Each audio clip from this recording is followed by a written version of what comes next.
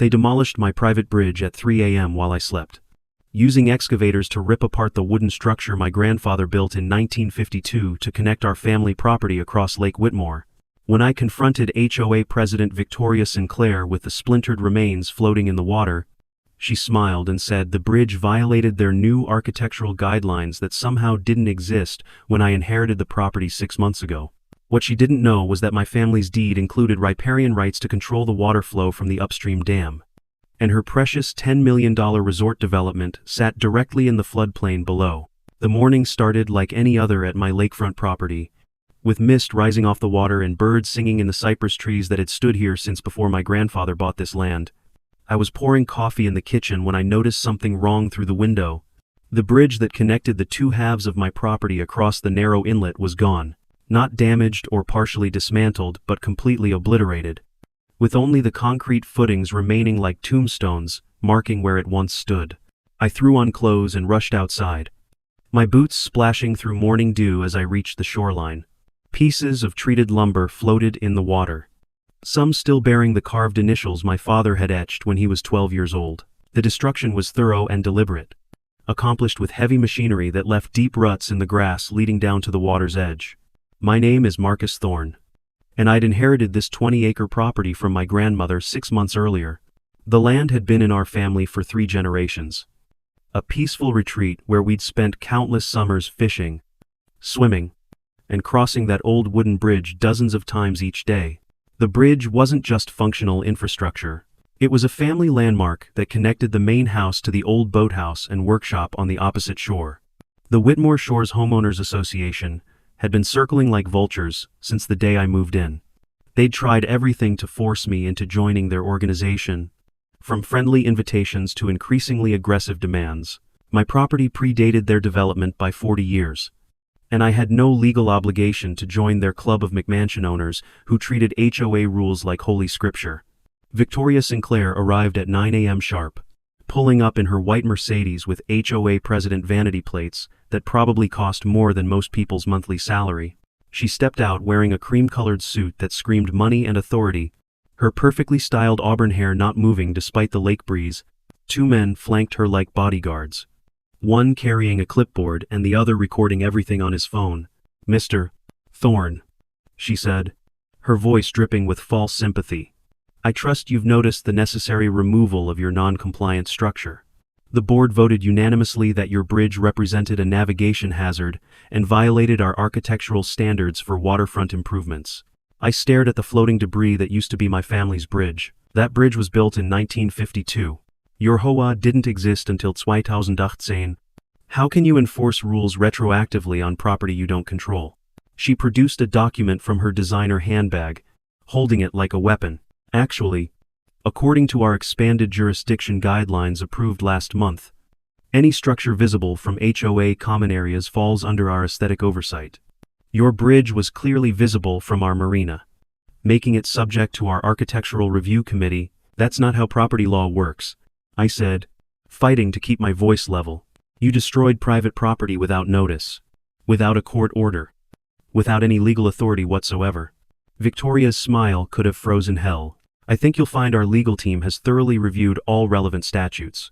The demolition was conducted under emergency provisions for structures deemed immediate threats to navigation and property values. The board determined your bridge's deteriorating condition posed unacceptable liability risks." The man with the clipboard stepped forward. "We've prepared a remediation invoice for $8,000 to cover the demolition costs and debris removal.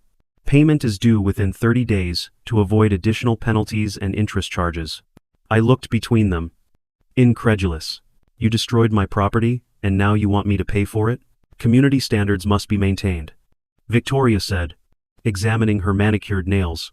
"I understand this may be difficult for someone unfamiliar with upscale community governance, but these measures protect everyone's property values. Your grandfather's amateur construction projects might have been charming in their time, but Whitmore Shores has evolved beyond such rustic aesthetics." She turned to leave, then paused for a calculated dramatic effect. "Oh, and Mr. Thorne, we'll need you to remove that eyesore of a boathouse by the end of the month. The architectural committee has deemed it non-compliant with current design standards. Have a pleasant day." They drove away, leaving me standing among the wreckage of my family's history. But as I watched their Mercedes disappear around the bend, I remembered something my grandfather had told me years ago about this property. Something about water rights and an old dam upstream that nobody paid attention to anymore. I spent the afternoon in the county records office. Dusty deed books spread across the research table like archaeological treasures. The elderly clerk, Margaret, remembered my grandmother and helped me navigate the maze of property documents dating back to the original land grants. What I found made my pulse quicken with possibilities. Our property deed included riparian rights to the original Whitmore Creek, which had been dammed in 1947 to create Lake Whitmore. More importantly, my family retained flow control privileges as compensation for flooding the lower portion of our land. The dam's spillway gates could be opened for maintenance, emergency flood control, or property owner discretion, according to the original agreement with the county. Your granddad fought tooth and nail for those water rights, Margaret said, adjusting her glasses. County wanted to flood his best pasture land without compensation. He made them include those provisions before he'd sign off on the dam construction. I traced the property lines on the old survey map, noting how the HOA's $10 million resort development sat in what used to be natural floodplain. Their clubhouse, pool complex, tennis courts, and marina all occupied land that would have been underwater during normal seasonal flooding before the dam's construction. Margaret, what happens if someone opens those spillway gates? She gave me a knowing look. Well, the water would follow its natural course, wouldn't it? Right down the original creek bed. Of course, there's all sorts of development there now. That fancy HOA resort. For instance, that evening, I drove up the winding mountain road to the dam. The structure was smaller than I'd imagined. A concrete and earthen barrier, maybe 40 feet high, that held back several hundred acres of reservoir. The control house sat padlocked and forgotten, its paint peeling and windows clouded with age. A faded sign read, County Water District, authorized personnel only. I called my cousin Danny, who worked for the water district. Hey, remember that dam above Whitmore Lake? Who maintains it these days? Technically we do, Danny said, but honestly, nobody's been up there in years. It's basically self-maintaining. Why? Just curious about the old water rights Grandpa negotiated. The spillway gates still work? Should do. We tested them 5 or 6 years ago during that drought. Manual wheel controls. Totally mechanical. Built to last forever. You thinking about exercising those flow control privileges? Maybe. The HOA just destroyed Grandpa's bridge. Claimed it was an eyesore affecting their property values. Danny whistled low. Those gates haven't been opened fully in 20 years. Lot of sediment built up behind that dam. If someone opened them wide, it would be like flushing a giant toilet. All that muck would flow right down into their precious lake. The next morning brought new harassment from the HOA. A tow truck arrived at 7 a.m. Attempting to remove my grandfather's vintage Ford pickup from my own driveway. The driver claimed it violated HOA regulations about inoperable vehicles, despite the fact that I'd driven it to town just yesterday. I had to physically block the truck while calling the sheriff's department. Deputy Williams knew the routine. Another HOA complaint. Mr. Thorne? They're trying to steal my truck from my own property. Last time I checked, theft was still illegal. Even when done by homeowners associations. He sighed and approached the tow truck driver, who produced a work order signed by Victoria Sinclair. After a brief discussion, the driver reluctantly unhitched my truck and left, muttering about wasted time and lost money. You need to be careful, Deputy Williams warned. The Sinclairs have connections all over the county. Her husband sits on the planning commission. Her brother-in-law runs the largest law firm in 3 counties. They're used to getting their way. They destroyed my bridge. I said, family property. Built before any of them were born. How is that legal? It's not, he admitted. But proving it and getting justice are 2 different things. You'd need evidence. Witnesses. Documentation.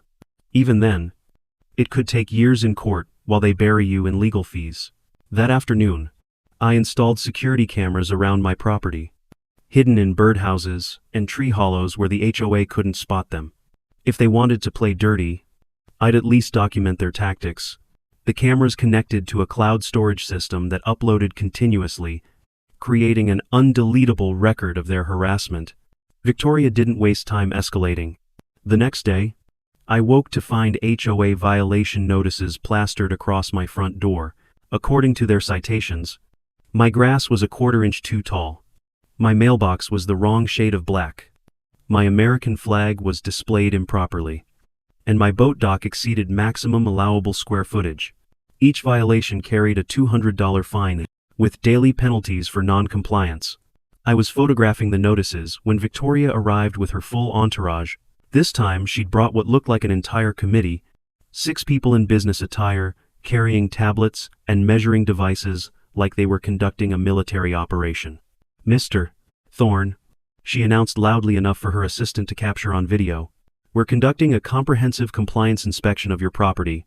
As you've been formally notified of multiple violations, we're exercising our right to document non-conforming elements for potential legal action. You have no rights on my property," I said, blocking their advance.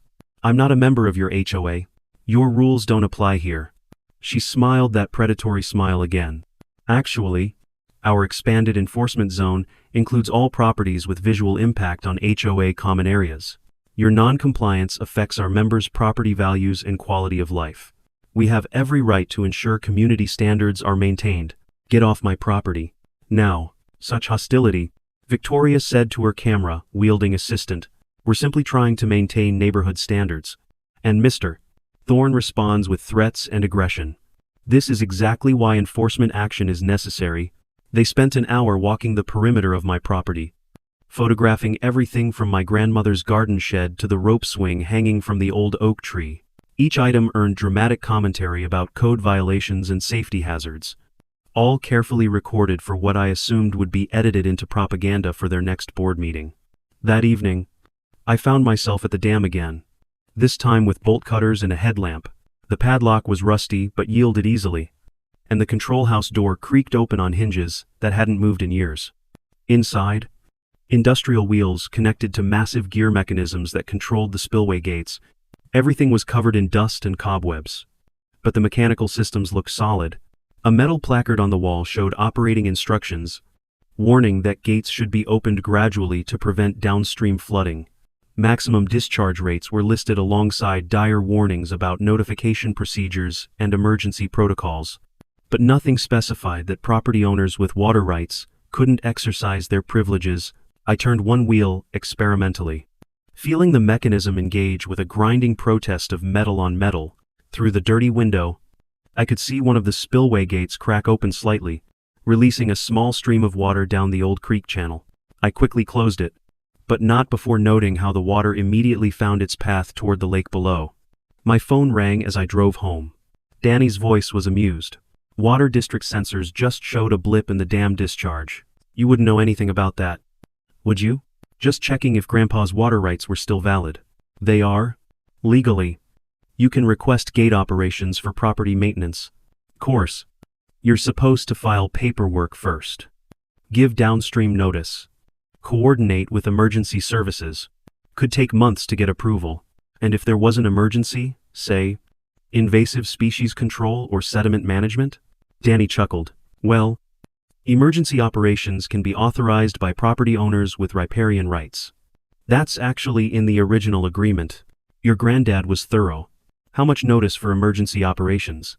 24 hours to downstream properties. But here's the thing, technically. The HOA isn't a downstream property owner. They're lessees on county land. The actual property owner is the county, and they've been notified annually about potential dam operations as part of our routine communications. That night, I typed up a formal notice on my grandfather's old letterhead: "Emergency Sediment Discharge Operation, Whitmore Dam." I cited invasive species control and accumulated sediment threatening water quality. Technically true, given the 20 years of buildup behind the dam. The notice stated operations would commence in 24 hours, and property owners should take appropriate precautions. I hand-delivered the notice to the county water district office, where the night clerk date-stamped it without even reading the contents. Danny had said the HOA wasn't technically a property owner requiring notification, but I decided to be thorough. At 3 a.m., exactly 24 hours before my planned operation, and the same time they'd destroyed my bridge, I taped a copy to the HOA clubhouse door. Victoria's response came swift and predictable. By noon, I was served with a cease and desist order from the HOA's legal team, threatening immediate injunction if I proceeded with any dam operations. The letter cited potential damages to HOA property, interference with business operations, and intentional infliction of emotional distress on HOA members. I visited my own lawyer, James Hoffman, a semi-retired attorney who'd handled my grandmother's estate. He read through the HOA's letter with increasing amusement. They're claiming authority they don't have over rights they don't own, he said. Your water privileges predate their entire development. They built in a floodplain without checking the underlying property rights. That's on them, not you. So I can proceed? Legally, yes. Practically, they'll sue you into oblivion. The Sinclairs have deep pockets and a vindictive streak. Even if you win, the legal fees could bankrupt you. They destroyed my bridge. My grandfather built that with his own hands. James leaned back in his chair. I understand the principle, but is revenge worth losing everything? I thought about the pieces of my family's history floating in the lake. About Victoria's smug smile, as she called it, an eyesore. About the way she'd said, someone unfamiliar with upscale community governance, like I was beneath her notice. It's not revenge, I said. It's justice. Part 2. The security cameras captured everything that happened next. At 6 p.m., Victoria arrived with a locksmith and 2 men carrying toolboxes. They went straight to my boathouse, where I stored kayaks, fishing equipment, and maintenance supplies for the property. Without hesitation, they changed the locks and posted a notice declaring the structure secured pending HOA architectural review. I confronted them immediately, but Victoria had come prepared with more pseudo-legal documents. This building violates 16 different architectural guidelines, she announced. As it's visible from HOA property and impacts our members' aesthetic experience, we're securing it to prevent further degradation of community standards. You can request access by submitting Form 47B during normal business hours. That's breaking and entering, I said, my phone recording the entire exchange. You're stealing access to my property? We're protecting property values, she countered. Your grandfather's amateur construction projects are dragging down the entire neighborhood. Did you know lakefront properties in our association have appreciated 40% in 5 years? Your eyesore is costing our members real money. The locksmith looked uncomfortable as he worked, avoiding eye contact while installing a heavy-duty padlock that probably cost more than most people's monthly groceries. The 2 men photographed everything inside the boathouse, cataloging my family's possessions like they were crime scene investigators. I want you to see something, Victoria said, pulling out her phone. She showed me a photo of the resort complex taken from the lake, all gleaming white buildings and manicured landscaping. This is what modern lakefront development looks like. Professional architecture, cohesive design, actual value creation. Not, she gestured dismissively at my property. Whatever this is supposed to be. That night, I made my final preparations. The dam control house was stocked with water, food, and a comfortable chair. I'd installed a battery-powered Wi-Fi hotspot to maintain communications and monitor the security cameras at my property.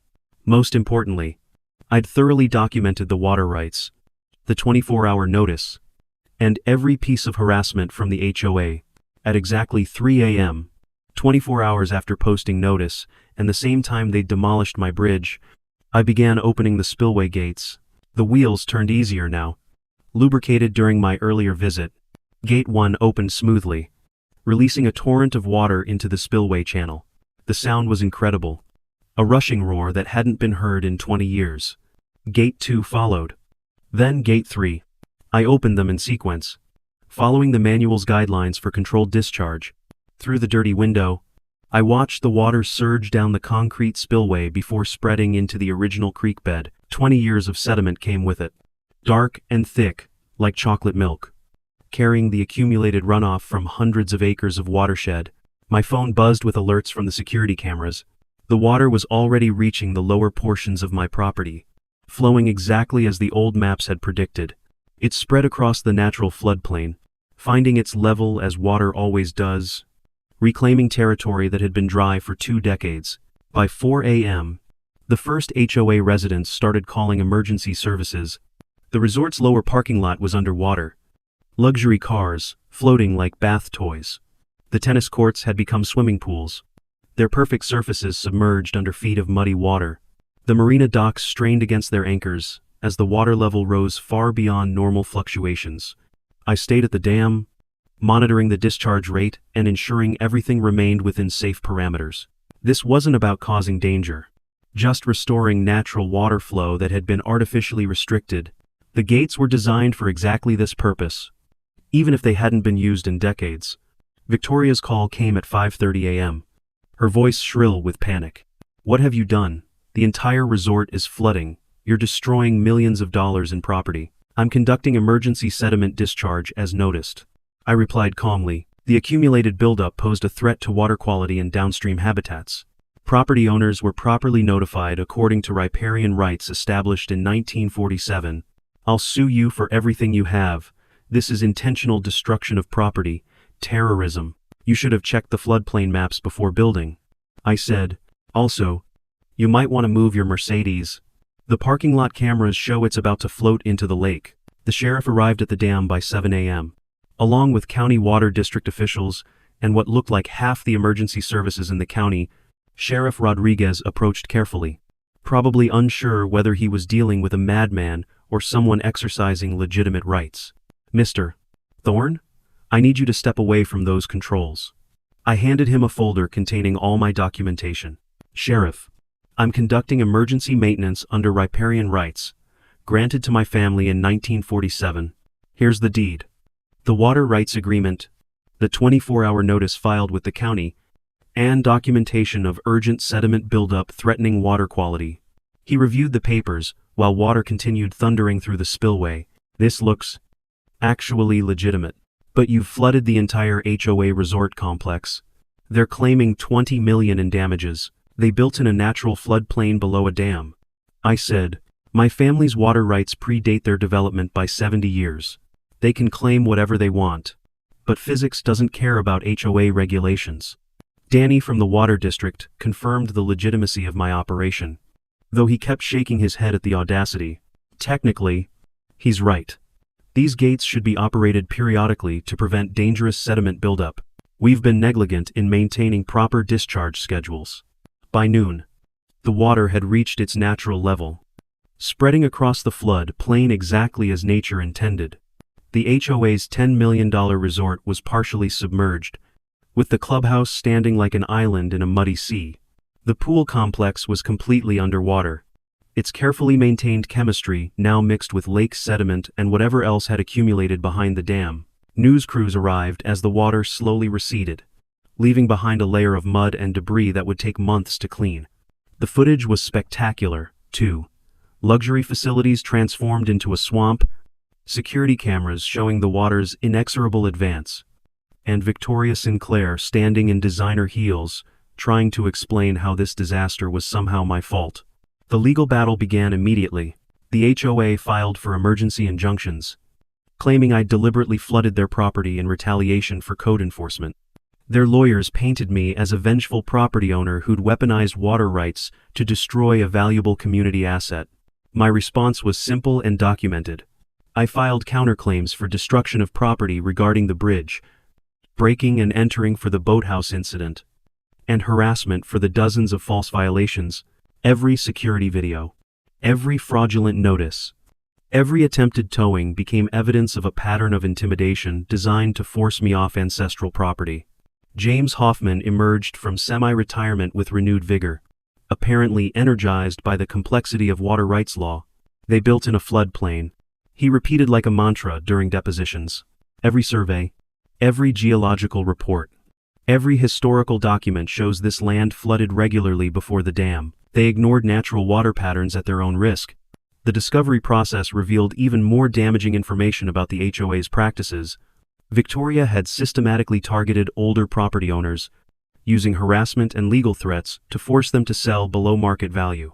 The resort development had been built on land acquired through what amounted to elder abuse. With forged signatures and questionable capacity assessments, my favorite revelation came from their own board meeting minutes, where Victoria had specifically discussed encouraging me to sell by making life unbearable through consistent enforcement actions. She'd even budgeted $50,000 for legal fees related to the Thorne problem. The media coverage turned brutal as more victims came forward. Elderly residents who'd been driven out. Families harassed for minor violations while connected insiders ignored actual rules. And a pattern of selective enforcement that looked suspiciously like class warfare. The flood became a symbol of karmic justice. Nature itself, punishing the HOA's overreach. 6 months later, the legal dust settled with predictable results. The HOA's insurance claimed acts of nature weren't covered when deliberately caused, leading to a massive battle between the association and their insurers. Property values in Whitmore Shores plummeted as potential buyers learned about flood risks and toxic governance. The resort closed permanently. Its damaged facilities too expensive to repair without insurance coverage. Victoria Sinclair resigned in disgrace after recordings surfaced of her planning harassment campaigns against multiple property owners. She faced personal liability for actions taken beyond her HOA authority, including the bridge demolition and boathouse break-in. Last I heard, she was selling her mansion to cover legal fees. I rebuilt the bridge using the original plans my grandfather had drawn in 1952. This time I added modern reinforcements and decorative elements that made it even more of an eyesore by HOA standards: carved eagles, painted American flag motifs, and a memorial plaque honoring my grandfather's craftsmanship. The boathouse got similar treatment. With new siding painted in colors that would have given Victoria an aneurysm, the dam gates still work perfectly. Tested quarterly now as part of proper maintenance. The County Water District established a regular discharge schedule to prevent future sediment buildup, carefully timed to avoid flooding occupied areas. They even pay me a small fee as a volunteer dam operator, officially recognizing those water rights my grandfather fought to preserve. The Whitmore Shores HOA dissolved 2 years later, buried under lawsuits and abandoned by residents who'd lost faith in community governance. The resort remains closed, its buildings slowly returning to nature as vines creep up the walls and wildlife reclaims the floodplain. Sometimes I kayak through the ruins, paddling over what used to be tennis courts while herons nest in the abandoned clubhouse. My property value has actually increased. Now that buyers don't have to worry about HOA harassment, families appreciate the genuine lake experience without architectural committees and compliance inspections. The new neighbors wave from their docks, share fishing tips, and respect property lines without needing a rulebook to enforce basic courtesy. On quiet mornings, I drink coffee on the rebuilt bridge, watching mist rise off the lake while birds sing in the cypress trees. The water flows at its natural level now, neither restricted by dams nor weaponized for revenge. Sometimes I think about Victoria's words, that I didn't understand upscale community governance. She was right. I understood something much older and more powerful. I understood water rights, property law, and the patient justice that comes from letting nature take its course. The bridge stands strong, connecting both sides of my property, just as my grandfather intended. It's still an eyesore by HOA standards: weathered wood, functional design, and carved initials telling stories of generations who loved this land. But there's no HOA left to complain. Just the lake, the land, and the freedom to exist without asking permission from people who think authority comes from a committee vote rather than actual ownership. If you've faced HOA harassment or abuse of power, remember that documentation is everything. Security cameras, written notices, and careful records can turn the tables on petty tyrants who mistake temporary positions for permanent authority. Sometimes the best response to institutional bullying isn't just legal action but demonstrating the natural consequences of building castles on floodplains, both literal and metaphorical. The water always finds its level, and sometimes, that's exactly what justice looks like. The state police arrived at dawn the next day with a warrant to search my property for evidence of domestic terrorism and malicious destruction of infrastructure. Victoria had apparently convinced a judge that opening dam gates constituted an attack on critical utilities. They spent hours photographing everything while I sat on my porch with James Hoffman, who'd driven out at 5 a.m. when I called about the warrant. Let them search, James advised. They won't find anything but legal water rights and proper documentation. This reeks of desperation. Detective Morrison seemed embarrassed by the whole operation. Mr. Thorne, I need to ask you about your activities at the dam. Did you deliberately flood the HOA resort? I conducted scheduled sediment discharge as authorized by deeded water rights, I replied, The fact that someone built a resort in a natural floodplain isn't my responsibility. Would you arrest the rain for falling where developers don't want it? He almost smiled before catching himself. The damages are estimated at $15 million. The HOA claims you acted maliciously after their code enforcement actions. James interrupted smoothly.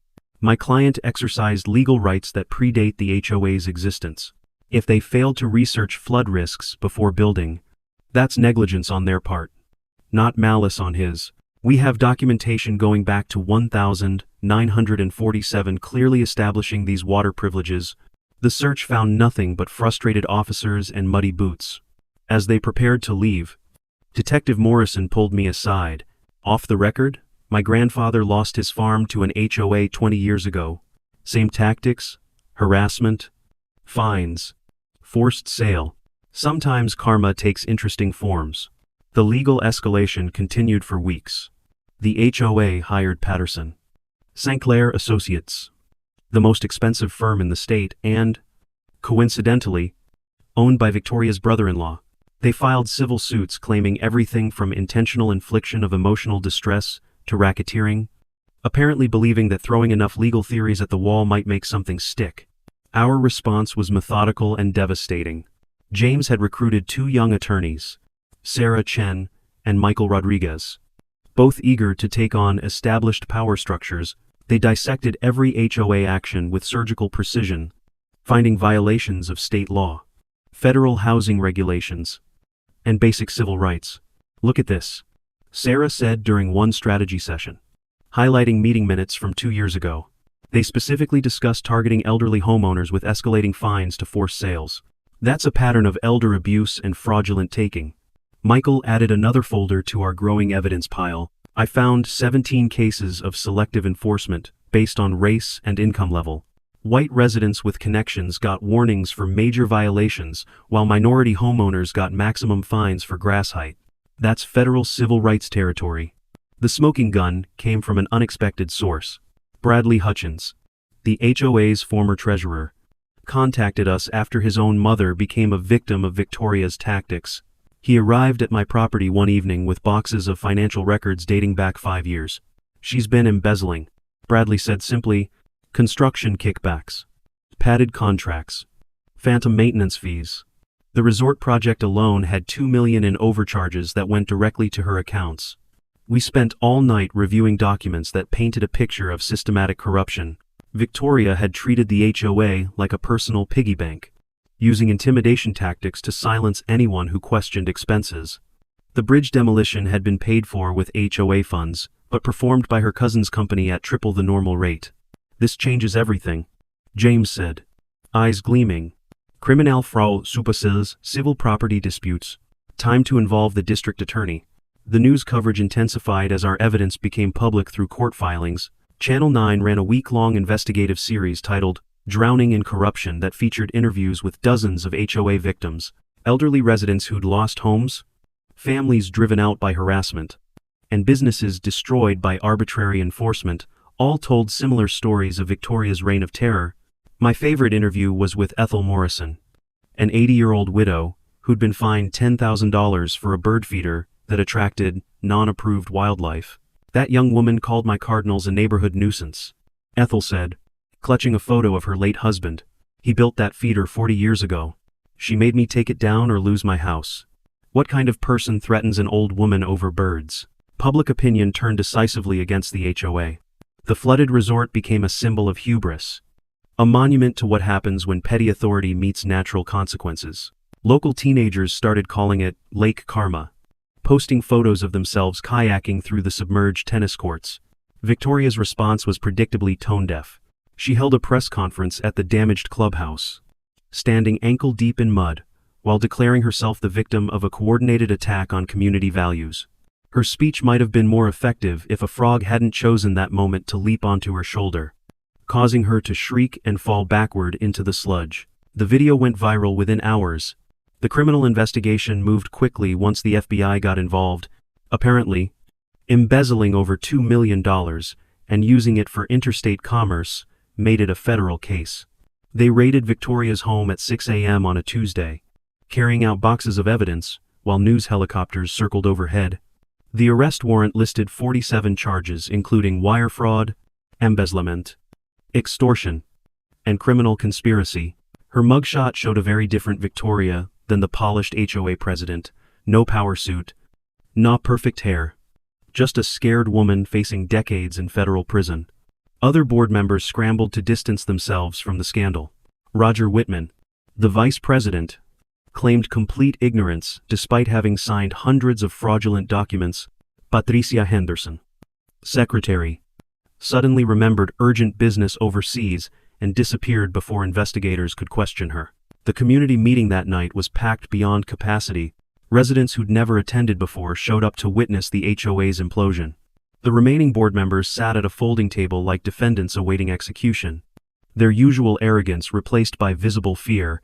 Motion to dissolve the Whitmore Shores Homeowners Association. Someone shouted from the crowd. The vote was unanimous, except for 3 board members who abstained, probably hoping to avoid additional liability. Just like that, 5 years of tyranny ended with a show of hands and scattered applause. Bradley Hutchins stood up during public comment. I want to apologize for my role in enabling this corruption. I saw the warning signs, but stayed silent out of cowardice. Mr. Thorne showed us what standing up to bullies looks like. Even when it costs everything. The room erupted in spontaneous applause. Not for the HOA's death, but for the principle that one person refusing to submit could topple an empire built on intimidation. The forensic accounting took months to complete, revealing a web of fraud that extended beyond simple embezzlement. Victoria had created shell companies to bill the HOA for non-existent services, hired family members for no-show jobs, and even sold HOA-owned land to developers without board approval. The total theft exceeded $3 million over 5 years. Her trial became must-watch television as detail after detail of corruption emerged. The prosecutor, a young attorney named Jennifer Walsh, methodically presented evidence of racketeering that would make organized crime families blush. My testimony focused on the bridge demolition and pattern of harassment designed to force a sale below market value. I brought the salvaged pieces of my grandfather's bridge, weathered wood that still showed his careful craftsmanship despite being destroyed by Victoria's hired thugs. This wasn't about property values or community standards. I testified. This was about power, greed, and the belief that money could override basic human decency. She destroyed 70 years of family history because she thought nobody would stop her. Victoria's defense attorney tried to paint me as a vengeful property owner who'd caused millions in damages over a simple dispute. The cross-examination got heated when he suggested I'd deliberately endangered lives by opening the dam. The only danger, I responded, was building a resort in a documented floodplain. I didn't create the water or the natural drainage patterns. I simply restored what developers had ignored. If you build your house on railroad tracks, you can't blame the train for showing up. The jury deliberated for less than 3 hours. Guilty on all counts. Victoria Sinclair got 15 years in federal prison with no possibility of parole for 10. The judge called her actions a grotesque abuse of power that violated the trust of an entire community. The civil lawsuits dragged on for 2 more years, but the outcome was never really in doubt. The HOA's insurance company refused coverage for criminal acts, leaving board members personally liable for damages. Most declared bankruptcy rather than face judgments that would follow them forever. My counterclaim for harassment and property destruction resulted in a 7-figure settlement paid by Victoria's personal assets and the HOA's remaining funds. I used part of it to establish a legal defense fund for property owners facing HOA abuse, named after my grandfather who'd fought to preserve our water rights. The resort property went to foreclosure, bought eventually by the county for a nature preserve. They removed most structures but kept the clubhouse as an environmental education center. School kids now learn about floodplains and watershed management, where Victoria once plotted her schemes. I rebuilt more than just the bridge. The boathouse became a community gathering space where neighbors could launch kayaks and share stories without fear of architectural committees. We established the Whitmore Lake Association, not an HOA, but a voluntary group focused on environmental protection and mutual support. The old dam still releases water quarterly. Maintaining the sediment balance and preventing dangerous buildup, I trained 3 other volunteers to operate the gates, ensuring the knowledge won't be lost again. The county even installed interpretive signs explaining the natural flood cycles and why development in certain areas poses risks. Sarah Chen, one of our attorneys, went on to specialize in HOA abuse cases. She successfully challenged dozens of associations that exceeded their authority, using our case as precedent. She keeps a photo of the flooded resort in her office labeled "Natural Justice," as a reminder that sometimes the law and nature align perfectly. Michael Rodriguez ran for state legislature on a platform of HOA reform. His bill limiting association powers and requiring transparency passed with bipartisan support after several high-profile abuse cases made headlines. Victoria's mugshot featured prominently in his campaign materials as an example of unchecked authority corrupting absolutely. Detective Morrison, who'd searched my property that first morning, stopped by last month to fish from my dock. He'd retired from the state police and wanted to thank me for standing up to the system his own family had failed to fight. My grandfather would have loved seeing that resort go under, he said, casting his line toward where tennis courts once stood. He used to say money can't buy everything, but most folks never test that theory. You proved him right. The bridge stands stronger than ever, rebuilt with modern materials, but maintaining the classic design my grandfather created. I added a bench at the midpoint where people can sit and watch the water flow beneath, contemplating how something so simple sparked a revolution against suburban tyranny. Victoria's former mansion sold at auction to a young couple who immediately painted it purple and installed yard art that would have given the former HOA president nightmares. They host monthly freedom parties, where neighbors celebrate the death of architectural committees with deliberately tacky decorations and loud music past 9 p.m. My property value has tripled without HOA interference. Buyers pay premium prices for genuine lakefront living, without the threat of citations for bird feeders or wrong-colored mailboxes. The new neighbors include artists, retirees, and families who value character over conformity. Sometimes reporters still call, wanting to revisit the story of one man versus an HOA empire. I usually decline, preferring to let the results speak for themselves. The flooded resort, the dissolved association, and the federal prisoner number assigned to Victoria Sinclair tell the story better than words. On quiet mornings, I still drink coffee on the bridge, watching herons fish where manicured lawns once proclaimed humanity's dominance over nature. The water knows nothing of property lines or architectural standards. It simply flows where geology and gravity dictate. Patient and persistent as justice itself. The boathouse holds kayaks and fishing gear for anyone who asks. No membership required. Children who would have been banned from HOA common areas for being too loud now swim freely, their laughter echoing across water that briefly reclaimed its ancient territory. Last week, I received a letter from federal prison. Victoria wanted to apologize, claiming she'd found religion and recognized her past wrongs. I read it once, then used it to start the fire in my grandfather's old wood stove. Some bridges, once burned, don't deserve rebuilding.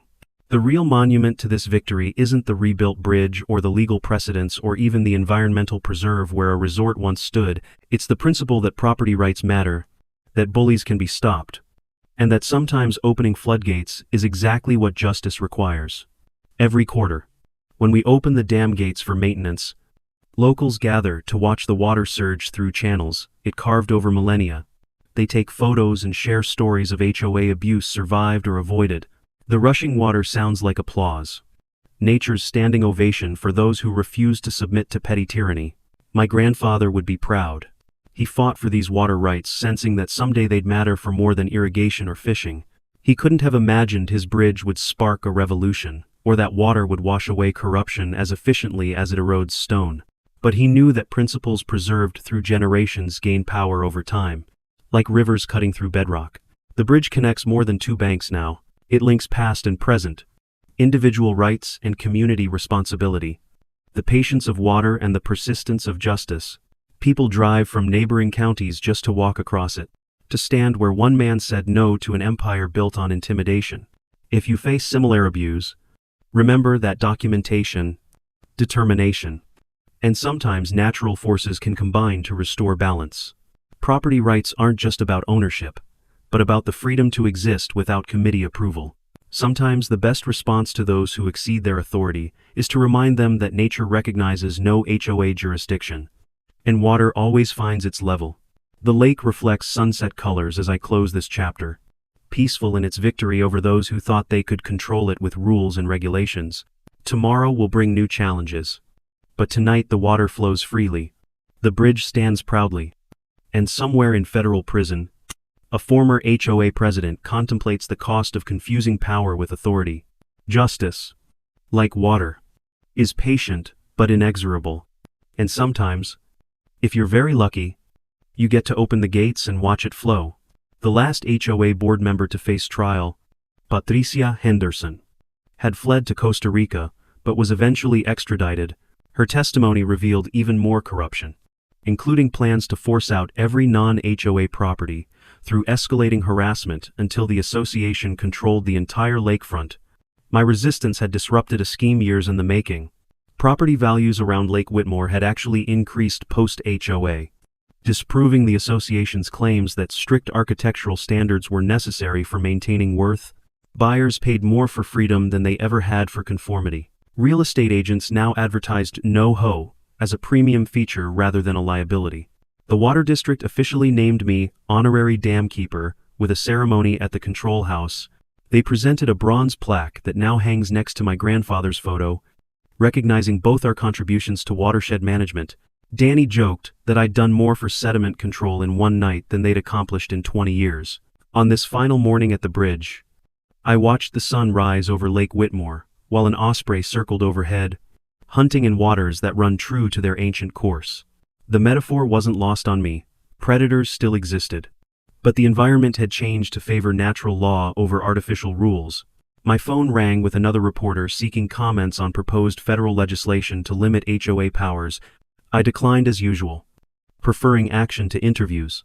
The bridge beneath my feet, and the free-flowing water below, spoke louder than any words I could offer. The truth is simple. One person standing on principle can topple tyranny, especially when that principle is backed by legal documentation and natural forces. Victoria Sinclair learned too late that authority derived from intimidation is as fragile as a dam holding back decades of accumulated pressure. The bridge endures. The water flows freely. And somewhere in the distance, Ethel Morrison's Cardinals sing their victory song over bird feeders that no committee can ban. That's all the monument we need to remind us that freedom, like water, always finds its way.